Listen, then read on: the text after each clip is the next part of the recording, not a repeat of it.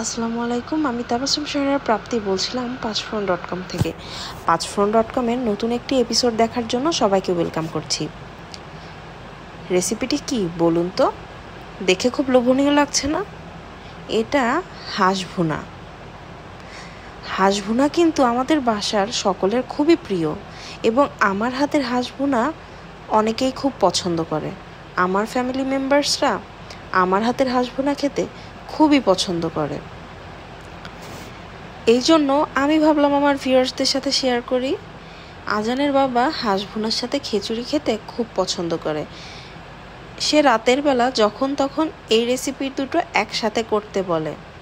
তো আজকে আমি খিচুড়ি এবং হাঁস ভুনা দুটো একসাথে করেছিলাম।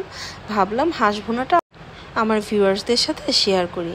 দেখেই বুঝতে পারছেন হাঁসটা কত সফট হয়েছে এবং এই হাঁসের মধ্যে একটুও ব্যাড স্মেল পাওয়া যায় না। আমি যেভাবে রান্না করেছি, যদি আপনারা সেইভাবে রান্না করেন তাহলে হাঁসটা একদম কোনো ব্যাড স্মেল আসবে না। আচ্ছা, এখানে আমি প্রথমে নিয়েছি কিছু পেঁয়াজ কুচি, রসুন কুচি, আদা কুচি এবং কয়েকটা শুকনো মরিচ।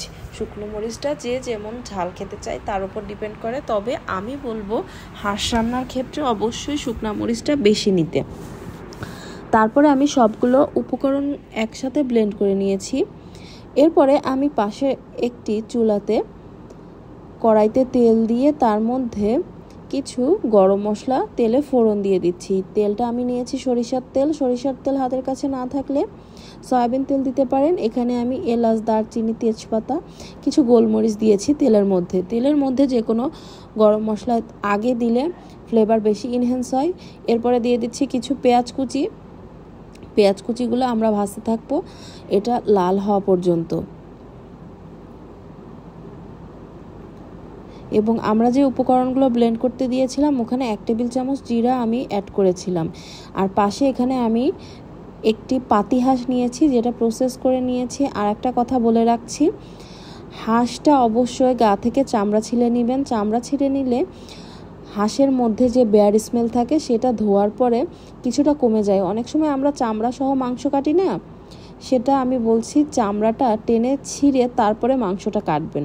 চামড়া অবশ্যই রাখবেন, তাহলে ওই মাংসের মধ্যে থেকে একটা যে হাঁসের একটা ফ্লেভার থাকে সেটা চলে যায়। তারপরে এদিকে আমরা সেই মশলাগুলো ভাজতে থাকছি। এরপরে এখানে দিয়ে দিচ্ছি কিছু শুকনো মরিচের গুঁড়া, প্রায় 2 টেবিল চামচ দিয়েছি। আমি আসলে হাঁস ভুনাতে খুব ঝাল করে খেতে পছন্দ করি, এই জন্য আমি মরিচের পরিমাণটা বেশি দিয়েছি। এখানে দিয়েছি 1 টেবিল চামচের মতো হলুদের গুঁড়া। তারপরে এগুলোকে ভালো মতো মিক্স করছি। এবং একটা টিপস বলি, গরম তেলের মধ্যে হলুদ মরিচের গুঁড়া দিলে কিন্তু কালারটা খুব সুন্দর আসে, কিন্তু এটা দিয়ে বেশিক্ষণ আঁচে রাখা যাবে না। তারপরে আমরা এখানে বাটা মশলা অথবা পানি অ্যাড করে ফেলতে হবে, না হলে মশলাটা পুড়ে যেতে পারে। এরপরে সেই যে মশলা বেটে রেখেছিলাম সেটা দিয়ে দিচ্ছি। এখানে দেখতে পাচ্ছেন যে শুকনো মরিচটা আমি কিন্তু একদম প্রপারলি ব্লেন্ড করি নাই। অন্যান্য উপাদানগুলো প্রপারলি ব্লেন্ড হলেও শুকনো মরিচটা কিছুটা দানা দানা আছে।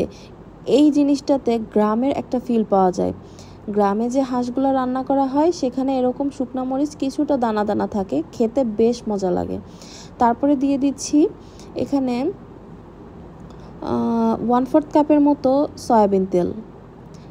হাঁস ভুনাতে তেলের পরিমাণটা একটু বেশিই লাগে। তেলটা উপরে না ভাসলে কিন্তু হাঁস ভুনার টেস্টটা জমে না। তারপরে মশলাগুলো ভালো মতো কষাতে থাকবো। আর এই কষানোর পার্টটা কিন্তু স্কিপ করা যাবে না, বেশ আস্তে জাল দিয়ে এভাবে কষাতে থাকবো। যখন দেখবেন উপরে তেল ভেসে উঠেছে সেই পর্যায়ে আমরা এই কষানোর পার্টটা থামিয়ে দিব। এবং এখানে দিয়ে দিলাম সামান্য লবণ। লবণটা যে যার স্বাদ অনুযায়ী দিবেন। দেখতে পাচ্ছেন আমার মশলাটা প্রায় কষানো শেষ। এই পর্যায়ে দিয়ে দিচ্ছি আগে থেকে ক্লিন করে প্রসেস করা সেই হাঁসের মাংস।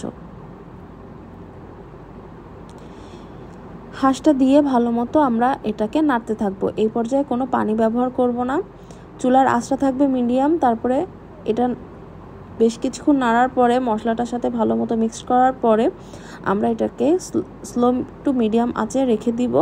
হাঁস থেকে এমনি একটা পানি বের হবে, সেই পানিতে আমরা এই হাঁসের মাংসটিকে আবারও মশলার সাথে কষিয়ে নিব। দেখতে পাচ্ছেন এই যে পানি বের হয়েছে। এই পর্যায়ে আমি এখানে দিয়ে দিচ্ছি মাংসের মশলা। মাংসের মশলা আপনার ঘরে না থাকলে যে কোনো গরম মশলা এখানে দিতে পারেন। গরম মশলা আমাদের ঘরে সবারই থাকে, তারপরেও বলে দিচ্ছি এলাচ, দারচিনি, তেজপাতা, গোলমরিচ, জিরা, এই সবগুলোকে একসাথে তাওয়াতে একটু টেলে নিয়ে গুঁড়ো করে নিলেই গরম মশলা, যেটা হোমমেড গরম মশলা, রেডি হয়ে যাবে। আর এই গরম মশলাটা দিলেও কিন্তু টেস্টের খুব বেশি হেরফের হবে না। আমার কাছে যেহেতু মাংসের মশলা ছিল, আমি এই জন্য ওটা দিয়েছি। দেখেন কষানোর পরে এরকম উপরে তেলটা ভেসে উঠবে, দেখতে খুব লোভনীয় লাগছে না? তেলটা যখন ভেসে আসলো, এরপরে আমি মাঝখানে আমার ভিডিওটা স্কিপ হয়ে গিয়েছে, আমি পানি দিয়ে মাংসটাকে বেশ ভালো মতো প্রায় 30 থেকে 40 মিনিটের মতো সিদ্ধ করে নিয়েছি, কারণ হাঁসের মাংস বেশ শক্ত হয়। এবং শেষে যখন নামাবো সেই পর্যায়ে কিছুটা বেরেস্তা এবং গরম মশলার গুঁড়ো দিয়ে দিচ্ছি, এতে ফ্লেভারটা বেশ দারুণ আসে। এরপরে দেখতেই পাচ্ছেন যে কি লোভনীয় হাঁসের মাংস রান্না প্রায় কমপ্লিট। এখন সার্ভিংয়ের পালা। আপনারা যারা নতুন রাঁধুনি তারা একটু চেক করে দেখবেন যে মাংসটা সিদ্ধ হয়েছে কিনা, কারণ এই হাঁসের মাংস সিদ্ধ হতে অনেক বেশি সময় লাগে। তারপরে আমি সার্ভ করে নিয়েছি গরম গরম খিচুড়ির সাথে। বৃষ্টির দিনে অসম্ভব মজার একটি খাবার। সবাই আমার রেসিপিটি যদি ভালো লাগে তাহলে আমার চ্যানেলটি সাবস্ক্রাইব করবেন এবং ফ্রেন্ডস অ্যান্ড ফ্যামিলির সাথে রেসিপিগুলো শেয়ার করবেন। সবাই ভালো থাকবেন। আসসালামু আলাইকুম।